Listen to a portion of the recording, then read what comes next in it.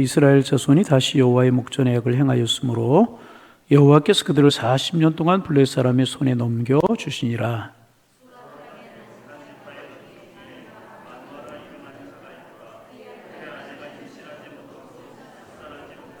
여호와의 사자가 그 여인에게 나타나서 그에게 이르시되 보라, 내가 본래 임신하지 못함으로 출산하지 못하였으나 이제 임신하여 아들을 낳으리니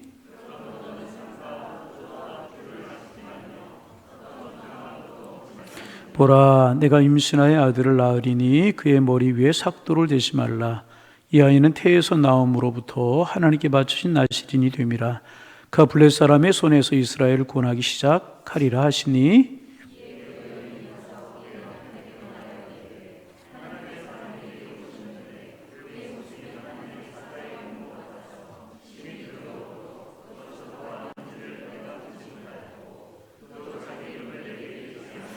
그가 내게 이르기를 보라, 내가 임신하여 아들을 낳으리니 이제 포도주와 녹주를 마시지 말며 어떤 부정한 것도 먹지 말라. 이 아이는 태에서부터 그가 죽는 날까지 하나님께 바쳐진 나시림이 되니라 하도이다 하니라.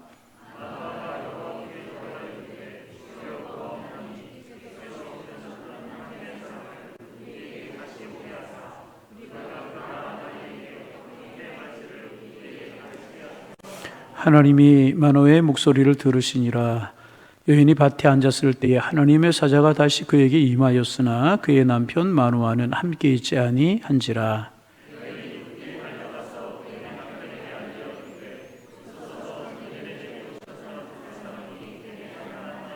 마노아가 일어나 아내를 따라가서 그 사람에게 이르러 그에게 묻되 당신이 이 여인에게 말씀하신 그 사람이니까 하니 이르되 내가 그로다 하니라.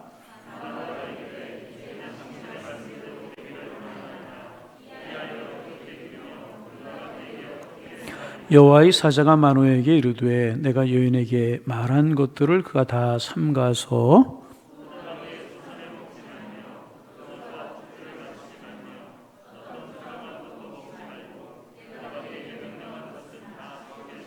마노아가 여호와의 사자에게 말하되 구하옵나니 당신은 우리에게 머물러서 우리가 당신을 위하여 염소새끼 하나를 준비하게 하소서 하니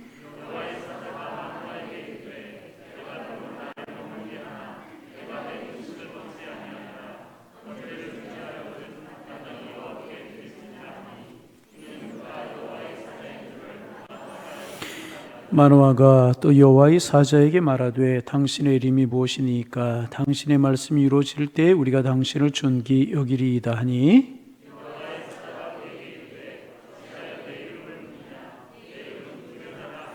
이에 마노아가 염소새끼와 소재물을 가져다가 바위 위에서 여호와께 드리매 이적이 일어난지라.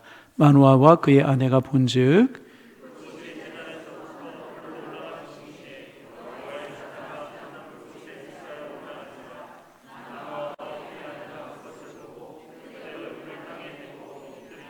아멘.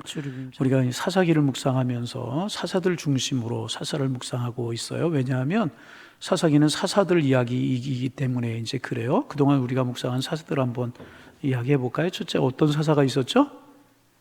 순서가 틀려도 괜찮아. 어떤 사사? 온니엘이라고 하는 사사가 있었고 또, 예? 그죠? 그냥 목사님 사사는 삼손이죠. 뭐, 그죠? 온니엘, 에훗, 입다, 드보라, 삼갈, 기돈, 예? 누구요? 다윗은 아니에요, 사사. 예. 하여튼 그런 사사들이 있어요. 그리고 오늘은 이제 삼손이라고 하는 사사에 관해서 묵상을 하게 이제 되는데 몇 시간 동안에 걸쳐서 삼손에 관해서 우리가 묵상을 하게 이제 될 겁니다. 12명, 13명의 사사가 등장을 이제 하는데 그 중에서 가장 주목을 받고 있는 사사가 삼손입니다. 삼손은 비단 예수를 믿는 사람들뿐만 아니라 믿지 않는 사람들에게도 잘 알려진 그런 사사가 삼손이라고 하는 사사입니다. 그래서 삼손은 모든 예술의 주제가 되기도 이제 했어요. 여러분 아시는 것처럼 톨스토이는 삼손을 주제로 소설을 썼고요. 렘프란트라고 하는 사람은 삼손을 주제로 그림을 그렸어요. 핸델은 삼손의 삶을 중심으로 곡을 작곡했습니다. 그 외에도 삼손은 영화에 등장을 하고 발레에도 뮤지컬에도 다양한 예술 작품에 등장을 하고 있는 것을 보아서 삼손은 화제 인물이었음이 틀림이 이제 없습니다. 그러면 왜 여러 명의 사사들 중에서 12명, 13명 되는 사사들 중에서 삼손만이 이토록 많은 사람들에게 관심을 끌었는가 하는 생각을 우리가 하게 되잖아요. 몇 가지 이유가 있는 것 같아요. 첫째는 뭐냐 하면 삼손은 다른 사사들과 또는 성경에 나오는 다른 영웅들과 아주 달랐어요. 삼손은 아주 인간적이었다는 것입니다. 여러분, 우리가 인간적으로 말할 때 영웅은요, 완벽함을 추구하는 사람들을 영웅이라고 이야기를 이제 합니다. 흠도 티도 없고 완벽한 능력, 완벽한 자기 관리, 그래서 완벽한 승리를 거둔 사람, 그래 다른 사람이 쫓아올 수 없고 흉내낼 수 없는 특출한 능력으로 시대를 구하고 역사를 이끌어가는 그런 인물로 이제 그려지게 됩니다. 대부분의 이제 영웅들이 이제 그래요. 그런데 삼손을 우리가 이제 많이 알고 있잖아요. 삼손은 수많은 실패를 경험했어요. 수많은 실수들을 경험했고 수많은 죄악을 저지른 사람이 또한 삼손이기도 이제 합니다. 그리고 그것에서부터 돌이킴과 회개와 반성을 하는 너무나도 우리와 비슷한 모습을 보여주고 이제 있습니다. 다시 말씀드리면 삼손은 분명히 하나님이 세우신 사람이 틀림이 없습니다. 하나님이 그를 들어서 이스라엘을 구원하시는 것이 분명합니다. 그의 삶 자체는 우리들 이제 그럼에도 불구하고 그의 삶 자체는 우리들의 삶과 별로 다르지 않다는 것입니다. 이것이 우리로 하여금 삼손에게 친밀감을 느끼게 하는 것이 아닌가 그런 생각을 하게 되고, 그래서 이제 뭐 예술의 주제로 소설의 주제로 뭐 많이 이제 등장하는 것이 아닌가 그런 생각을 하게 되고, 또 두 번째로 삼손의 인생은요 매우 고독하고 외로운 삶이었어요. 앞에 등장하고 있는 다른 사사들과 달리 이제 이제 삼손은요 혼자 일을 했어요. 솔로로 일을 이제 했습니다. 군대를 일으키거나 어느 지파의 도움을 받지 않았고요. 많은 사람들을 거느리고 나가서 전쟁을 한 기록도 없어요. 블레셋과 싸울 때도 혼자 싸웠고요. 고통을 당할 때도 혼자 고통을 당했고요. 승리할 때도 혼자였었고요. 감옥에 갇힐 때도 혼자 갇혔고요. 죽을 때도 그는 외롭게 쓸쓸히 혼자 죽었어요. 그래서 고독한 영웅의 고독한 그의 삶이 많은 사람들의 마음의 감성을 자극하는 것 아닌가. 철저하게 혼자였다는 것입니다. 그것이 감성을 자극하는 것이 아닌가 그런 생각을 해보기도 하고, 또 하나 삼손에게서 볼 수 있는 것은 뭐냐 하면 삼손은 성공과 실패가 교차되는 인물이라는 거예요. 다시 뭐라고요? 자, 이제 이쯤 되면 주무시기 시작하는 분들이 나오려고 이제 그래요. 귀중하고 소중한 시간 나오셨잖아요. 잘 좀 들어보세요. 성공과 실패가 교차되는 인물이라는 거죠. 어떤 학자는 삼손의 삶을 성공으로 평가합니다. 여러분은 삼손의 삶을 어떻게 평가하십니까? 삼손의 삶이 실패한 인생이에요? 삼손의 삶이 성공한 인생입니까? 여러분 어떻게 평가하세요? 그래서 삼손의 삶이 성공으로 평가하는 학자들은 그렇게 이야기합니다. 마지막에 어쨌든 간에 블레셋 사람들을 많이 죽였고 마지막에는 하나님께로 돌아와서 이스라엘의 사사로 기록되지 않았느냐. 그래서 성경에 4장이나 기록될 정도로 비중을 차지하고 있는 인물이었기 때문에 그는 승리의 삶을 산 사람이다. 그렇게 이야기하는 학자들이 있는가 하면은, 또 반대로 어떤 학자들은 삼손은 하나님의 기대에 너무나도 못 미쳤다. 하나님이 은사와 하나님의 능력을 주셨는데 그것을 가지고 사명을 감당하는 일에 위해서 너무나 비효율적이었고 너무나 잘못된 삶을 살았다. 그러기에 그의 인생을 성공이라고 말할 수 없다. 그렇게 평가하는 학자들 적지 이제 않습니다. 여러분은 어떤 평가에 더 주목을 하십니까? 삼손은 성공한 사람이 실패한 사람이에요. 예? 자, 손 한번 들어볼까요? 삼손은 성공한 사람 같아요? 실패한 사람 같아요? 그런데 이렇게 우리가 구별 짓는 것 자체가 조금은 어리석은 것이라는 거죠. 어떤 각도에서 보면 삼손은 틀림없이 성공한 사사였었어요. 그런데 다른 측면에서 보면 실패한 사사였으면 틀림이 없습니다. 그런데 여러분, 그의 삶이 성공한 삶이었는지 실패였는 삶이었는지를 논하는 것은, 우리가 논하는 것은 어리석은 것이라는 거죠. 왜 그래요? 그 사람의 성공과 실패를 평가하고 결정하시는 분은 오직 누구? 하나님 한 분 외에는 없는 거예요. 그래서 우리가 그 사람의 삶이 성공이었다 실패였다 이제 그렇게 이야기할 자격이 우리에게 없는 것이라는 것입니다. 그런데 성경이 틀림없이 4장에 걸쳐서 그의 삶을 기록하고 있는 것은 그의 성공에서 교훈을 받으라는 것이고요. 또 그의 실패를 기록하고 있는 이유는 뭐냐 하면 그의 실패에서도 교훈을 받으라는 것입니다. 그리고 이런 성공과 실패의 교차 가운데 나타나는 하나님의 섭리, 하나님의 손길을 통하여서 신앙적인 의미와 신앙적인 교훈을 이제 받으라는 것입니다. 여러분 이제 오늘부터 몇 주간에 걸쳐서 삼손에 가서 우리가 묵상하면서 은혜를 나누게 될 텐데, 어떨 때는 삼손의 성공에 대해서 우리가 나눌 거예요. 성공에 관해서도 여러분 교훈을 얻으시기를 바랍니다. 삼손의 실패에 관해서 나누게 될 거예요. 삼손의 실패를 보면서도 여러분 영적인 교훈을 얻어서 우리에게 영적인 유익이 되는 시간이 되시기를 주님의 이름으로 축복합니다. 우리가 이제 지난 시간에 이제 보았던 입다로부터 보림을 조금만 좀 올려주시면 좋을 것 같네요. 우리가 지난 시간에 보았던 입다로부터 삼손까지 3명의 사사가 더 있어요. 그러니까 입다 다음에 바로 삼손이 아니고 3명의 사사가 이제 더 있었습니다. 12장 8절로 15절까지 3명의 사사가 짧게 이제 2절, 어떤 사사는 3절 그렇게 기록되어 있어요. 먼저 입산이라고 하는 사사가 있었어요. 어떤 사사? 입산이라고 하는 사사가 있었는데 7년을 다스렸다고 성경이 말하고 있고요. 그 다음에 엘론이라고 하는 사사가 있었어요. 누구? 왜 제가 묻냐 하면 이럴 때 한번 이 사사들의 이름을 한번 머릿속에 넣어보는 거예요. 그래서 입산이 있었고 7년을 다스렸고, 그 다음에는 엘론이라고 하는 사사가 있는데 10년을 다스렸어요. 누가? 엘론. 그 다음에는 압돈이라고 하는 사사가 있었어요. 뭐라고요? 압돈. 8년 동안 다스렸어요. 그러니까 이제 입다부터 3년까지 25년의 기간이었는데, 그 기간 동안에 3명의 사사가 있었습니다. 그리고 이제 삼손이 나타나게 되는데, 바로 삼손에게 사사의 직분이 주어진 것도 아니었었습니다. 13장 1절에 보면은요, 삼손이 등장하기 전에 이스라엘의 상황을 설명하고 있어요. 13장 1절 같이 한번 읽어볼까요? 읽어봅니다. 이스라엘 자손이 다시 여호와의 목전에 악을 행하였으므로 여호와께서 그들을 40년 동안 블레 사람의 손에 넘겨주시니라. 입다부터 삼손까지 몇 년이라고 그랬죠? 1시간 전에 이야기한 거 아니거든요. 입다부터 삼손까지 몇 년? 자, 1번 15년, 2번 20년, 3번 25년. 어떤 거예요? 25년. 몇 명의 사사? 1번 1명, 2번 2명, 3번 3명. 몇 명? 3명의 사사에 걸쳐서 25년이라고 그랬잖아요. 몇 년? 25년이라고 하는 사사가 있었고, 그리고 바로 삼손이 세워진 것이 아니고 40년 동안 암흑기를 지내게 되는 거예요. 25년, 그러니까 3명의 사사가 지내고 나서 또다시 이 40년이라고 하는 세월을 지내게 되는데, 그 40년 동안 이스라엘이 블레셋이라고 하는 나라의 통치를 받게 되는데, 그 40년의 암흑기, 그때 하나님이 삼손을 불러서 세우셨다는 거죠. 캄캄한 암흑 세대에 정말 절망적인 그런 상황 속에서 하나님이 삼손을 불러 세우셨다는 것입니다. 그런데 이 삼손의 등장은요, 앞에 사사들과 몇 가지 다른 특징이 있어요. 많이 앞에 사사들을 우리가 묵상했잖아요. 그런 사사들과 다른 특징이 있다는 것입니다. 먼저는 하나님의 다스림의 기록이 없는 때 하나님께 사사로 삼손을 부르셨다는 것입니다. 우리가 이제 중간에 제가 처음에 사사기를 묵상할 때도 이야기했고, 중간중간 몇 번 그런 이야기 했어요. 사사기에 보면 이런 패턴이 반복된다고 그랬죠.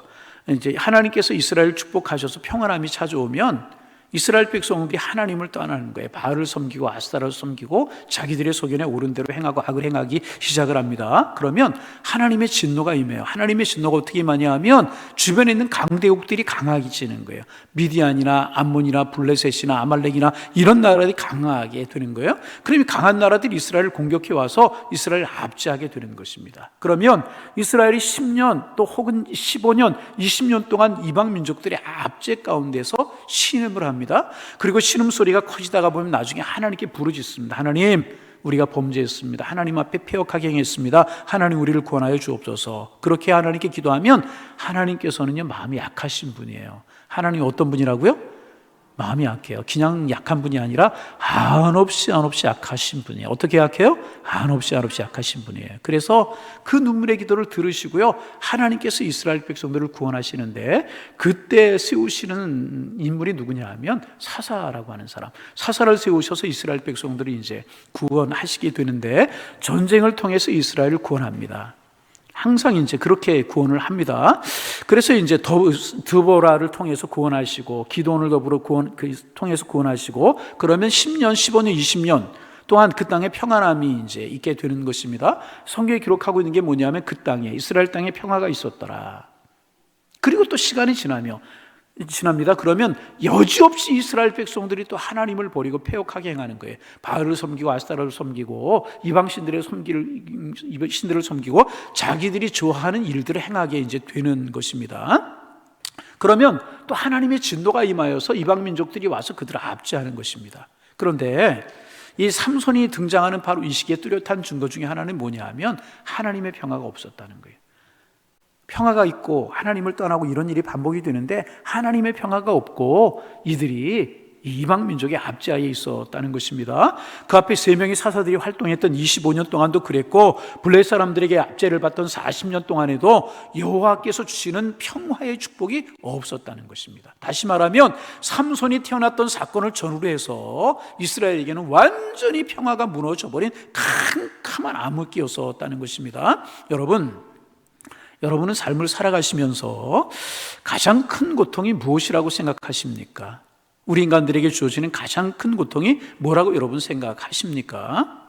여러분, 비단 옷을 입고 살아도 억만금을 가지고 살지라도요, 혹은 높은 지위를 가지고요, 많은 학식이 있을지라도 그 마음이 불안하다면, 그 마음이 평안이 없다면 고기 반찬을 먹어도 좋은 자동차를 타도 아무리 넓은 집에 살아도요, 그의 삶은 항상 고달픈 것입니다. 그래서 여러분, 인생에서 누릴 수 있는 가장 큰 행복이 무엇인가? 마음의 행복이라는 거예요. 마음의 행복. 여러분, 제가 신방하면서 가끔 그런 이야기예요. 헤롯이 그 권세, 그 많은 물질적인 부를 누렸잖아요. 그런데 밤에 자다가 바람 소리에 바스락 가랑잎 소리가 나면은 퍼터 일어나서 깼대요. 누가 자기를 독살하러 오는 줄 알고. 여러분, 그게 무슨 축복이겠습니까? 스탈린이 그랬다고 그러죠. 집을 많이 방을 만들어 놓고 누구도 그날 밤에 어디서 자는지 몰랐다는 거예요. 불안하니까. 여러분, 그게 축복된 삶이라고 이야기를 할 수 있겠습니까? 아니죠. 보리밥을 먹을지라도 초가 삼칸에 살지라도 마음의 평화가 있을 때 진정한 행복과 기쁨을 누리는 삶을 살아가게 되는 것이라는 것입니다. 여러분, 우리가 10년, 20년과 우리를 비교해 봅니다. 여러분의 삶이 어떠십니까? 틀림없이 집도 좀 넓어질 수도 있고요. 그렇잖아요. 수유한 것도 더 있을지도 모르겠어요. 더 좋은 자동차를 탈지도 모르겠어요. 그런데 여러분, 더 좋은 옷을 입고 살아갈 수도 있을 것입니다. 그러나 그 속에 하나님의 영이 거하지 않으면 결코 평안이 있을 수 없는 것이고요, 평안이 없는 삶을 축복이라고 이야기할 수 없는 것이라. 또 우리가 하나님 앞에 구원받았다는 뚜렷한 증거가 뭐겠습니까? 병에서 고침받는 것일까요? 부자가 되는 것일까요? 내 자녀가 출세하는 것일까요? 여러분, 구원받은 증거가 무엇입니까? 여러분, 하나님의 사람들의 구원받은 사람이라고 하는 뚜렷한 증거는 뭐냐 하면 내 마음에 하나님의 평강이 임하는 거예요. 내가 비록 병 고치면서 받지 못해서요, 병이 있을 수 있어요. 질병 가운데 시달릴 수 있어요. 내가 물질적으로 부자가 아닐 수도 있어요. 내 자식이 성공한 삶을 누리지 못할 수 있어요. 그러나 하나님으로 인해서, 예수 그리스도의 십자가의 은혜로 인하여서 내 삶이 평안하고 평안함이 내 삶을 지배하게 되면 이것이 구원받은 사람의 확실한 증거라고 말할 수 있는 것이라는. 여러분 마음에 평안이 있습니까? 코로나가 있는데 평안이 있어요? 그럴지라도 평안이 있으면요, 여러분이 하나님의 자녀인 줄로 믿으시기를 바랍니다. 그래서 여러분, 가끔 이제 신방하다 보면 그런 이야기 들을 때 참 행복해요. 목사로 참 행복하고 기뻐요. 뭐냐 하면, 목사님 설교 잘 하십니다, 이게 아니에요. 목사님 잘 생기셨습니다, 그건 안 들어도 아는 사실이에요. 예. 그렇기 때문에 그런 이야기가 아니고요, 제일 행복할 때가 뭐냐면 종종 그런 이야기 많이 듣습니다. 목사님, 양일교회 나가면서 왠지 모르게 마음이 행복합니다, 마음 평화롭습니다. 그런 이야기를 들을 때가 가장 보람이 있는.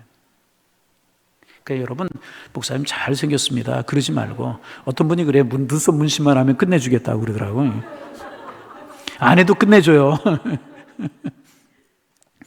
여러분, 주님 안에 참다운 평안함을 누리며 살아가는 여러분들이 되시기를 소망합니다. 그런데 여러분, 삼손이 살아갔던 시대가 평안이 없었다는 거예요. 평안이 없다는 이야기는 뭐냐 하면 캄캄한 암흑 가운데 있었다는, 하나님의 백성들이 평안이 없었어요. 하나님이 다스린 나라의 평화가 없었어요. 캄캄한 암흑 시대였었고, 그때 평안을 잃어버렸을 그때 삼손이 태어났다는 거예요.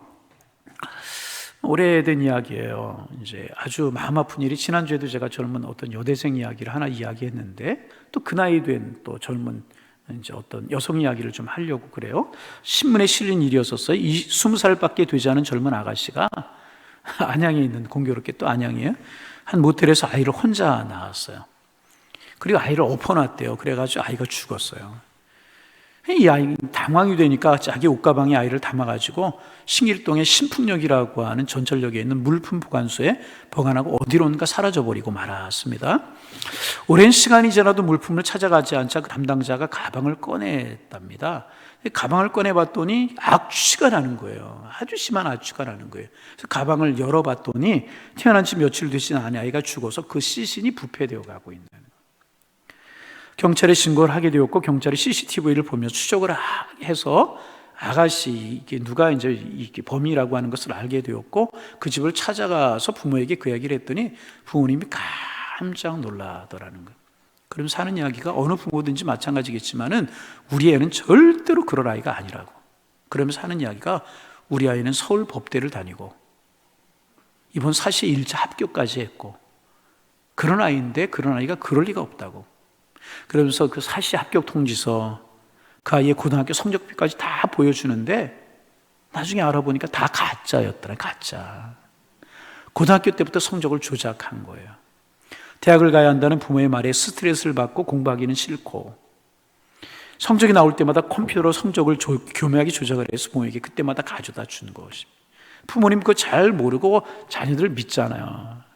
공부를 잘하는 줄 아는 것입니다. 그래서 서울대 법대 입학을 하는 것을 믿었어요. 그런데 그 애는 서울대학교 법대 학생을 모집하지 않았대요.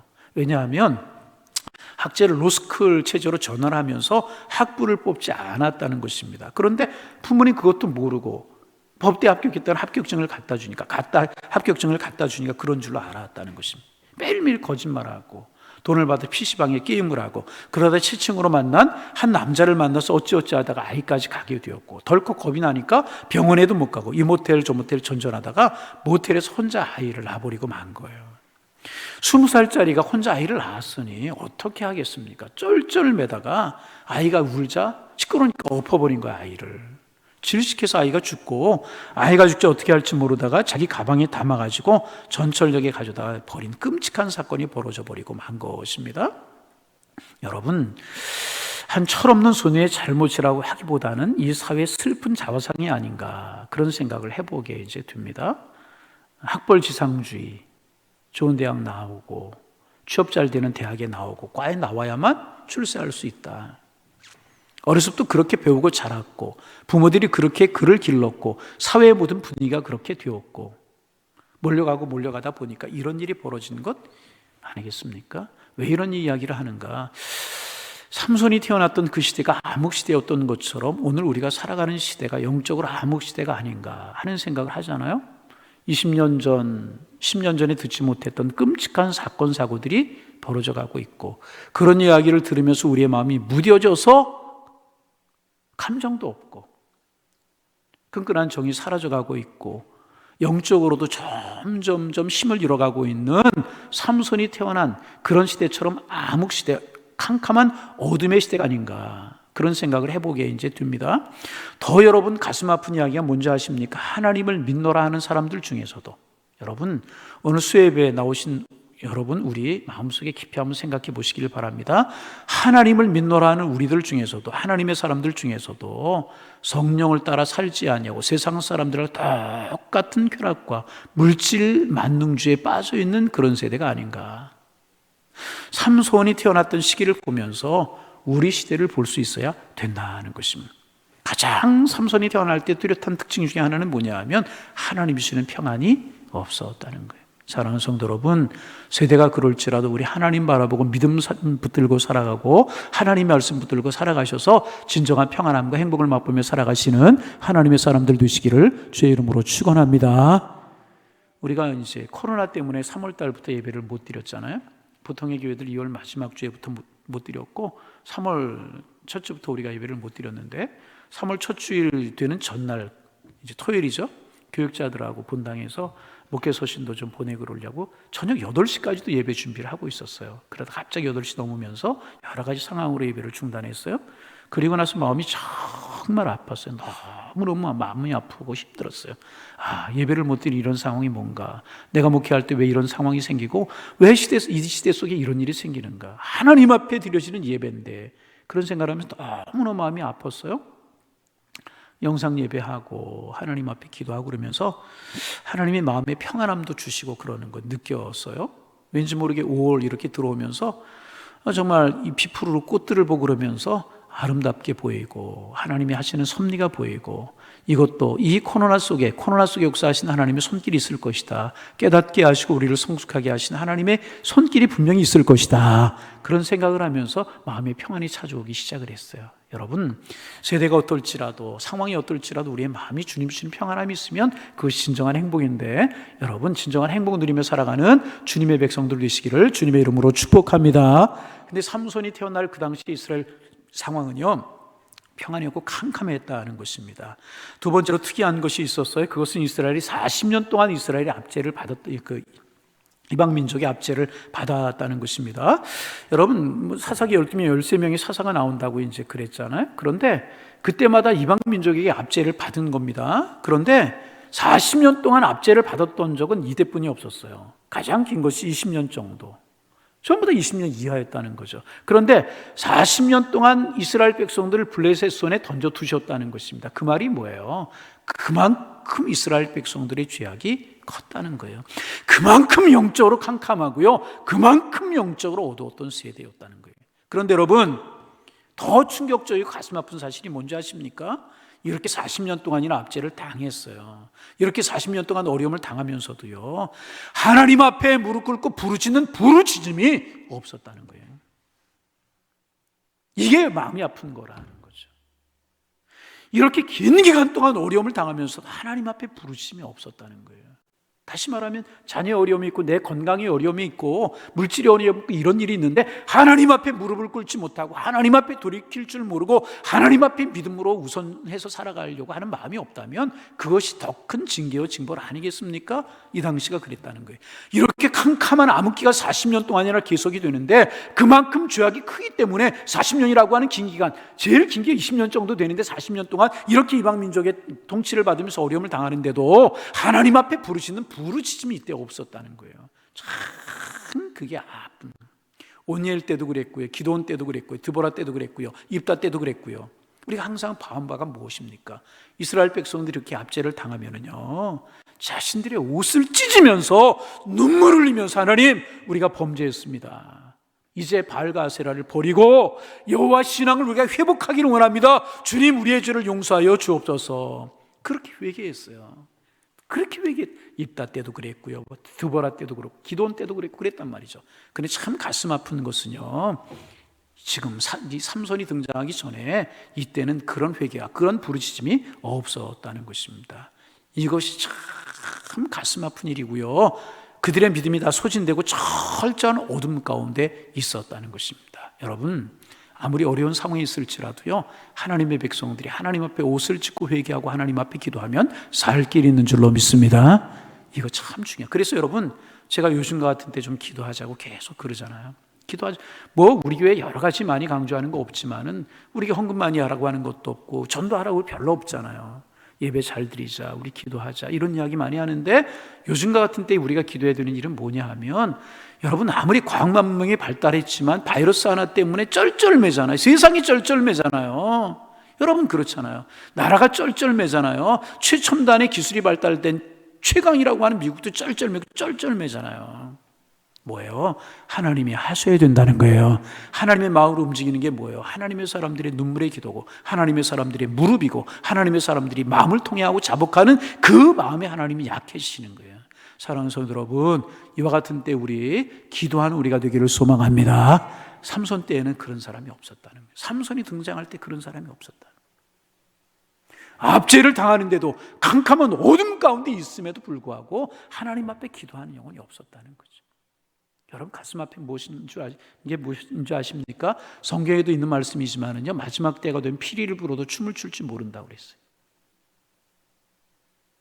기도해야 될 때 기도하고 하나님 앞에 매달 때 매달리고 직분 가졌으면 하나님 앞에 기도할 줄 알고 하나님 사랑 입었으면 기도할 줄 알고 은혜 입었으면 기도할 줄 알고 하나님의 백성이 되었으면 기도할 줄 알고, 하나님 이때에 우리를 부르셔서 하나님의 백성 되게 하신 이유가 있는데, 여러분, 우리가 하나님 앞에 이 세대를 품고 우리 가정을 품고 우리 교회를 품고 기도해야 될 때인 줄로 믿습니다. 우리 모두 여러분 옷을 찢으며 마음을 찢으며 무릎 꿇어 하나님 앞에 기도하는 우리가 되기를 소망합니다. 그런데 없었다는 거죠. 삼손이 태어날 그 당시에 없었다는 것입니다. 세 번째 특징이 있어요. 하나님께 삼손을 사사로 세우셨는데 앞에 나오는 많은 사사들과는요 다른 방법으로 삼손을 사사로 세우셨다는 거예요. 여러분, 이제 아이가 태어날 것이다, 그것을 천사를 통해서 하나님께서 알려주시는 것을 수태고지라고 그래요. 뭐라고 그런다고요? 수태고지. 수태할 것을 고지한다. 그래서 여러분 이제 나사렛 마리아가 이제 천사를 통하여서 예수님께서 잉태하실 것이다라고 하는 것을 이제 수태고지를 받은 나사렛에 가면은요 수태고지 교회라고 하는 교회가 크게 있어요. 상당히 큰 교회가 이제 있어요. 그 벽에 가면 특징이 뭐냐 하면 벽에 쭉 마리아들이 많아요. 각국의 마리아가 다 있어요. 중국 마리아, 일본 마리아, 이스라엘 마리아, 미국 마리아 다 있는데 뭐 좀 말이 좀 이상한데요. 한국 마리아가 있어요. 한국 마리아가 어떻게 보면 할까요? 한복을 입고 있어요. 이거 모르는 분은 초등학교 때 공부 조금 못해요. 어떻게 알 수 있다고요? 수태고지 교회라고 하는 교회가 이제 있어요. 그런데 여러분, 이 수태고지를 해서 태어난 사람이 성경에 몇 사람 안 돼요. 아브라함이 그랬죠. 이삭이 태어날 때. 그렇죠? 사무엘이 태어날 때도 한나에게 수태고지가 있었고, 세례 요한이 태어날 때도 사가랴에게 수태고지가 됐잖아요. 또 예수님께서 태어날 때 그 어머니에게도 수태고지가 있었어요. 다시 말하면 뭐예요? 이삭이 태어날 때 또 누구라고 그랬죠? 이거 며칠 안 됐어요. 누구라고 그런 거? 누구? 다 이거 집에 찌개 끓는 데 가 있는 마음이 가 있어요. 이삭이 태어날 때 그랬고, 사무엘이 태어날 때 또 세례 요한, 또 예수님은 다 알아요. 다 이런 인물들 어떤 인물입니까? 성경에 나오는 그래서 걸출한 인물이라는 거죠. 그럴 때 수태고지가 있었는데 삼손이 수태고지를 통해 태어났다는 이야기는 뭐냐 하면 그만큼 이스라엘이 절체절명의 위기에 있었다는 이야기예요. 이 수태고지도 그냥 수태고지가 아니고 나시린으로서의 수태고지였었습니다. 본문에 보면 마누아라고 하는 농부의 집에 천사가 나타났어요. 그리고 그의 아내에게 이야기하죠. 내가 아이를 갖지 못하는 몸이지만 삼손의 어머니는 아이를 갖지 못하는 아이였었잖아요. 하나님의 능력이 내게 임하여서 내가 아이를 낳게 될 것이다. 그는 이스라엘을 구원할 자고 나시린으로 살게 될 것이다. 그렇게 천사가 이제 마누아의 아내에게 이야기를 합니다. 나시린 우리가 잘 알죠. 민수기 6장에 기록된 제도잖아요. 민수기 6장에 하나님의 특별한 섭리 가운데 있는 사람을 이제 지칭하는 말이 나시린이라고 하는 말인데, 나시라고 하는 말은 구별되었다, 구별했다, 이제 그런 뜻이지 않습니까? 그래서 우리가 아는 것처럼 복습해 볼까요? 나시린들은 세 가지를 해서는 안 됐었어요. 첫째가 뭐예요? 이것도 내가 좋아하는 게 나오네. 그러면 안 돼요. 포도주와 독주를 입에 대서는 안 되었었죠. 자신의 생존을 위해서 음료수를 먹어야지, 쾌락을 위해서 먹고 그것으로 자기의 몸과 마음을 무너뜨려서는 안 된다는 이야기고, 두 번째는 삭도를 머리에 대지 마라. 머리를 깎지 못하게 했어요. 머리부터 발끝까지 다 하나님의 것이다. 그런 의미를 가지고 있는 것이고요. 세 번째는 사체에 손을 댈 수가 없었어요. 짐승의 사체이든 사람의 사체이든, 심지어는 부모님이 돌아가셨어도 부모님의 시신에 손을 댈 수가 이제 없었어요. 그것을 금했어요. 하나님 앞에 깨끗하게 선별하게 구별되어야 된다. 그런 의미가 있는 것입니다. 그런데 하나님은 삼손을 수태고지를 통해서 태어나게 하셨고요, 나시린으로 특별하게 이제 구별하셨습니다. 그만큼 이스라엘이 절망이 깊었다는 거예요. 특별한 방법을 통해서 말씀드렸잖아요. 하나님 앞에 부르짖는 회개하는 그런 것도 없는 세대에 하나님 사사를 세우시는 거예요. 그러니까 특별한 방법으로 잉태하게 하시고 특별한 방법으로 삼손을 세우시게 이제 된 것은 뭐냐 하면 그만큼 절체절명의 위기였다는 거죠. 수태고지를 받은 마누아의 아내가 남편에게 말해요. 여보, 하나님의 사자가 내게 나타나서 아들을 가질 것이라고 말씀하셨습니다. 그런데 그 아이를 나시린으로 키우고 그러면 그 아이가 이스라엘을 구원할 것이라고 말씀을 하셨습니다. 그렇게 이야기 이제 하죠. 그래서 마누아가 하나님 앞에 기도합니다. 여호와의 다시 한 번만 사자를 보내주옵소서. 하나님의 사자를 다시 한 번 보내달라고. 우리가 아이를 어떻게 키워야 될지 잘 모르는데 아이가 어떻게 아이를 키워야 할 것인지에 대해서 듣기를 원합니다. 하나님의 사자를 한 번만 더 보내주옵소서. 그래서 다시 하나님의 사자가 나타납니다. 그리고 이제 하나님의 사자가 마누아와 그 아내에게 나시린으로 자식을 어떻게 키워야 할지를 자세히 설명을 이제 합니다. 그러자 마누아와 그 아내가 이제 염소 새끼를 가져다 하나님의 사자를 대접하려고 합니다. 그러자 여호와의 사자가 받지 않아요. 받지 않고 하나님 앞에 제사를 드리라고 이야기를 이제 합니다. 그리고 하나님 앞에 제사를 드려요. 그러자 하나님의 사자가 호련히 하늘로 올라갔음이, 오늘 성경에 그렇게 기록을 하고 이제 있어요. 여러분, 우리가 꼭 믿어야 될 것은 뭐냐 하면, 이 삼손이 태어날 시대가 그렇게 어두운 시대였다고 말씀을 드렸어요. 오늘 우리 시대도 삼손이 살아갔던 시대만큼, 삼손이 태어났던 시대만큼이나 만만치 않게 어두운 시대라고 이야기를 할 수가 있어요. 그런데 여러분, 중요한 사실이 뭐예요? 하나님께서 어둠의 시대를 그냥 보고 계시지 아니하셨다는 거예요. 하나님의 백성들의 절망을 그대로 방치하지 아니하셨다는 거예요. 하나님의 방법으로 이스라엘 백성들, 하나님의 백성들을 구원하시기 시작하셔서 하나님이 움직이기 시작을 하셨다는 거예요. 수태고지를 하시고 삼손 태어나게 하시고 나신으로 키우게 하셨다는 것입니다. 그리고 여러분, 그 마음이 결국 어떤 마음인가 하면 예수님을 이 땅에 보내신 하나님의 마음이라는 거죠. 여러분, 이 땅 구원하시기 위해서 하나님 가만히 계시지 않으셨잖아요. 독생자 외아들을 아낌없이 우리에게 보내주셨잖아요. 우리 하나님을 찾지 못할 때, 죄 가운데 신음하고 있을 때, 하나님을 알지 못할 때 하나님 당신이 외아들을 보내셔서 우리를 죄 가운데서 구원하신 것처럼 65년 동안, 블레셋에 40년, 앞에 있는 사사들 25년, 65년 동안 암흑 속에 살던 그들을 구원하시기 위해서 하나님은 삼손을 잉태케 하시고요, 삼손을 통해서 이제 구원의 사역을 시작을 하시는 것이라는 거예요. 여러분, 큰 고통 가운데 큰 하나님의 은혜가 임하게 되는 줄로 믿으시기를 바랍니다. 여러분, 혹시 어려움과 고통 가운데 있어요? 절망과 고통 가운데 더 이상 어찌할 수 없다고 이야기할 때 하나님의 은혜가 여러분들에게 임하심을 여러분 믿으실 수 있기를 주님의 이름으로 축원합니다. AD 6세기에 있었던 일이라고 이제 그래요. 아라비아 남부 지방에서 하나님을 잘 믿는 사람들이 이제 많이 흩어져 살고 있었다고 이제 그래요. 수백 명씩 수천 명씩 무리를 지어서 하나님을 믿는 신실한 기독교인들이 사막 지역에, 아라비아 반도 이제 남쪽 지역에 살고 있었습니다. 그 당시에 두투아스라고 하는 왕이 있었는데, 이 왕은 유대인이었었고 유대교를 아주 강하게 신봉하는 그런 신봉자였었습니다. 그래서 늘 마음이 편치 못하는 거예요. 왜냐하면 자기가 다스리는 곳이 아라비아 반도가 포함되어 있는데, 그 아라비아 반도 남쪽에 기독교인들과 유대인들이 섞여 살고 있는데, 이 유대인들이 자꾸 기독교로 개종을 하는 거예요. 기독교로 개종을 하고, 기독교로 개종. 유대 종교를 가진 사람은 줄어들고 기독교 인구를 가진 사람은 늘어들고, 이 마음이 불편한 거예요. 같이 섞여 살다 보니까 기독교인들이 믿는 믿음이 진리라고 하는 것을 알게 되면서 유대교인들이 자꾸 기독교인으로 개종을 하는 거예요. 이것이 늘 마음이 불편하던 이 왕이 어떻게 하면 그 일을 막을 수 있을까, 유대교도들이 기독교인들이 되는 것을 막을 수 있을까 고민하다가 이제 여러 가지로 고민하고 방법을 연구하던 중에 한 사건이 생겼다고 그래요. 한 마을에서 유대인 자녀가 죽은 거예요. 어린아이가.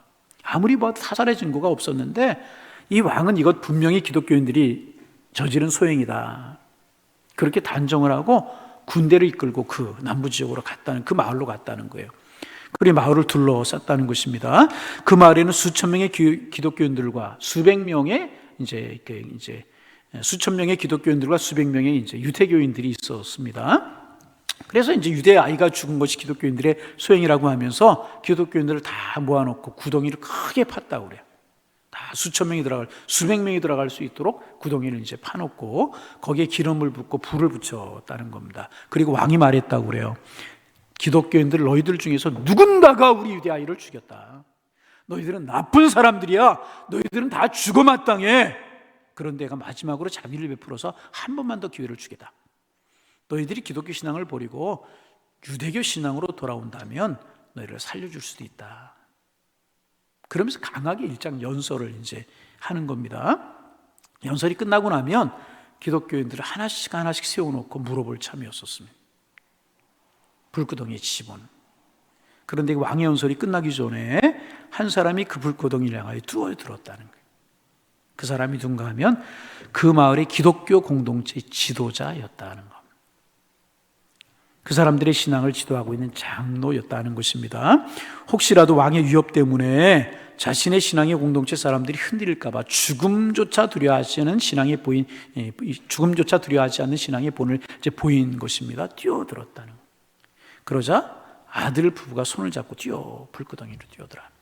그래서 어느 집사님 부부가 뛰어들고 1명, 2명, 3명씩 뛰어들어서 그 숫자가 30명이 됐다는 거예요. 30명. 그때 왕이 말했다는 것입니다. 되었다. 더 이상 너희들의 죄를 묻지 않겠다. 이제 너희들의 신앙을 존중하겠다. 그리고 돌이켜 갔다. 여러분, 죽음의 위협이 불구덩이가 하나님을 믿는 사람들의 신앙을 위협할 수 없었다는 거예요. 여러분, 핍박과 고난 앞에 무릎을 꿇는 것은 믿음이 아닙니다. 살아있는 믿음은요, 핍박과 위협, 고난과 질고 앞에서 오히려 믿음이 강해지는 것입니다. 그래서 여러분, 우리의 예배를 방해하고 우리의 신앙을 위협하는 여러 가지 일들이 있지만은 그럴 때마다 뒤로 물러서서는 안 되는 거예요. 그럴 때마다 나가는 한 걸음, 한 걸음, 한 걸음. 그러면 하나님이 우리를 붙드실 줄로 믿습니다. 그리고 그럴 때 오히려 하나님의 큰 능력을 우리가 체험할 수 있는 기간이라. 이스라엘이 지금 삼손이 태어날 때 그랬어요. 어둠 가운데 있었어요.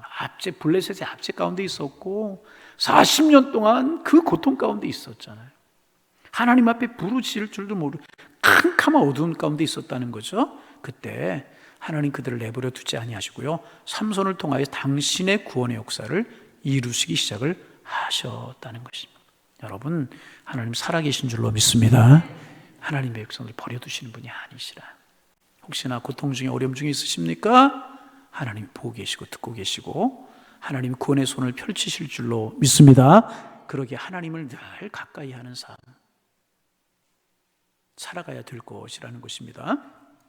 이제 마지막으로 이제 오늘 본문에 나타난 중요한 사실 하나 우리가 좀 공부하고 말씀을 마치려고 이제 합니다. 이 마노아 부부가 하나님의 사자와 이야기하는 중에 마노아 부부가 하나님의 사자에게 물어요. 당신의 이름이 뭡니까? 그렇게 물어요. 그러자 18절에 여호와의 사자가 이렇게 이야기를 합니다. 18절 말씀 우리가 제가 방송실에 오늘 부탁을 못 드렸는데 이제 떴네요. 18절 같이 한번 읽어봅니다. 여호와의 사자가 그에게 이르되 어찌하여 내 이름을 묻느냐? 내 이름은 천사가 자기의 이름을 뭐라고 그래요? 하나님의 사자가 뭐라고 그래요? 기묘자. 뭐라고요? 오늘 이제 요거 말씀 꼭 좀 기억하고 돌아가세요. 기묘자라고 하는 말이 뭐예요? 기묘자. 영어 성경에는요, beyond understanding 그렇게 되어 있어요. 이게 무슨 뜻입니까? 인간의 이해를 넘어 계시는 분. 조금 더 이야기하면 인간의 이해를 뛰어넘는 분, 그런 뜻이라는 것입니다. 우리의 생각과 우리의 이해를 뛰어넘는 분, 우리의 사고와 우리의 틀 안에 존재하시는 분이 아니고요, 우리 인간의 이해 넘어 계시고 뛰어넘는 분이 하나님의 사자, 하나님이시라. 여러분, 그렇습니다. 하나님은 기묘자이신 줄로 믿습니다. 우리 이해 밖에 계시는 분이시라. 우리가 자꾸 하나님을 우리의 생각 속에 가두려고 할 때가 있어요. 우리가 상상하지 못하는 방법으로, 우리가 알지 못하는 방법으로 우리 가운데 역사하시는 분이 하나님이시라. 이스라엘이 흑암 중에 있을 때, 어둠 가운데 있을 때, 블레셋에게 40년 동안 통치를 받아서 소망이 끊어지고 희망이 끊어져 가고 있는 그런 때에 하나님께서는 생각지도 못했던 하나님의 방법으로 당신의 구원을 이루어 가시는 축복의 하나님이시라는 것입니다. 그러면 하나님의 방법이 무엇이었는가? 마지막 우리 25절 말씀 읽어볼까요? 25절 화면 보시면 되겠습니다. 읽어봅니다. 소라와 에스더월 사이 마니단에서 여호와 영이 그를 움직이기 시작하라. 자, 여호와 영이 어떻게 해요? 삼손을 움직이기 시작을 하는 거예요. 하나님이 하시는 방법이 뭐예요? 성령을 통하여 역사하시는 것이라. 여호와 영이 그를 움직이기 시작하셨다는 거예요. 성령으로 인도하시는 여호와 영이 그를 움직이기 시작하셨다. 여러분, 그렇습니다. 우리가 기도하면은요, 믿음의 길을 걸어가면은요, 하나님의 영이 움직이시는 줄로 믿습니다. 여러분, 누가복음 11장에 보면 예수님께서 기도를 가르쳐 주시다가 우리가 기도하면 우리에게 좋은 것을 주신다는 표현을 이렇게 하고 있죠. 아비가 자녀에게 좋은 것을 줄 줄 알거든 하물며 천부께서 구하는 자에게 성령을 주지 않겠느냐, 그렇게 말씀하고 있어요. 왜 성령 이야기가 나올까요? 우리가 기도하면, 우리가 신앙의 일을 걸어가면 하나님께 성령으로 역사하시기 시작을 하신다는 거예요. 여러분, 하나님의 방법은 하나님의 영을 통해서 하시는 것이라는 거죠. 여러분의 가정에 하나님의 영이 움직이기를 소망합니다. 여러분의 자녀들에게 하나님의 영이 임하기를 소망합니다. 우리 교회 하나님의 영이 역사하기를 소망합니다. 어려운 이민족 가운데 주의 축복의 영이 임하여서 움직이시기를 시작하시기를 소망합니다. 절망과 어려움이 사로잡고 있는 어두운 시대 속에 하나님의 영의 인도함을 받는 여러분이 되셔서 하나님의 축복 가운데 은혜 가운데 살아가실 수 있기를 주님의 이름으로 축원합니다. 하나님의 영이 구체적으로 역사하시는 거 우리가 이제 삼손을 통해서 보도록 하겠습니다. 중요한 사실, 하나님 우리에게 기묘자가 되셔요. 우리의 이해와 우리의 생각을 뛰어넘는 분이십니다. 그 주님과 함께 그 주님 붙들고 믿음의 길을 걸어가셔서 하나님의 은혜의 손길을 누리며 살아가는 하나님의 사람들 다 되시기를 주님의 이름으로 축원합니다. 축원합니다. 기도하겠습니다.